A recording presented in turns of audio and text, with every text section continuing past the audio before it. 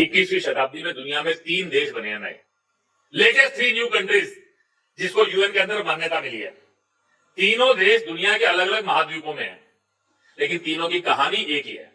एक इंडोनेशिया से अलग होकर ईस्ट तिमोर बना, एक सर्बिया से अलग होकर कोसोवा बना, और तीसरा सूडान के 2 हिस्से होकर एक साउथ सूडान बना। अरेबियन मेजोरिटी का मुस्लिम कंट्री सूडान, उसके 2 हिस्से हो गए। क्यों? क्योंकि सदर्न सूडान जो है 60 साल के अंदर कन्वर्जन बढ़ते बढ़ते that become a Christian majority area. Indonesia का एक हिस्सा ईस्ट तिमोर, उसमें 90% क्रिश्चियन हो गए, वो ईस्ट तिमोर अलग हो गया। अल्बानियन मूल के लोग कोसोवा के अंदर गए, वो लैंडलॉक एरिया जो वहां पर केवल मात्र जो है वो कोयले की खदानों में काम करते के लिए गए थे। 1880 के अंदर उनका ग्रोथ रेट वो सर्बियन मूल के लोग जो थे उनसे 3 गुना ज्यादा था, और 1930 तक आते आते उनका पॉपुलेशन 30% हो गया, और 1990 तक आते आते वो 75-80% क्रॉस कर गया। वो कोसोवा अलग देश बन गया। ये तीनों देशों की एक ही कहानी है कि उस देश के रहने वाले जो मूल लोग थे वो माइनॉरिटी में चले गए, दूसरे लोग बढ़ गए। हम इस जनसंख्या के चरित्र के बारे में जागरूक है क्या?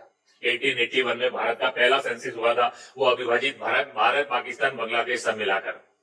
भारतीय मूल के मतपंथ जो थे, इंडियन ओरिजिन के जो अपने रिलीजन्स थे, उनके मानने वालों की संख्या 80% थी।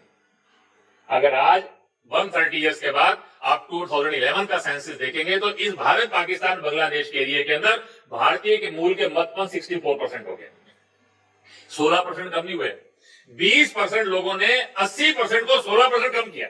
आप केवल ये नहीं कह सकते कि 80 से 64 पर आए, वो 20% ने वो 80% को 64 पे लाया। वो उसके इंपॉर्टेंट बात है। देश की आजादी के समय 89% भारतीय मूल मतपंथ के लोग थे, 11% भारतीय मतपंथों के नहीं थे। आज 2011 के सेंसस में 83% हो गए। 11% लोगों ने 89% को 6% कम कर दिया विद इन 60 ईयर्स। जनसंख्या का चरित्र बदलता है तो राष्ट्रों के भाग्य बदलते हैं। इसलिए 100 साल में दुनिया के जितने देश बने हैं, बिगड़े हैं, उनका केवल एक कारण है, उस देश का जनसंख्या का चरित्र बदलना।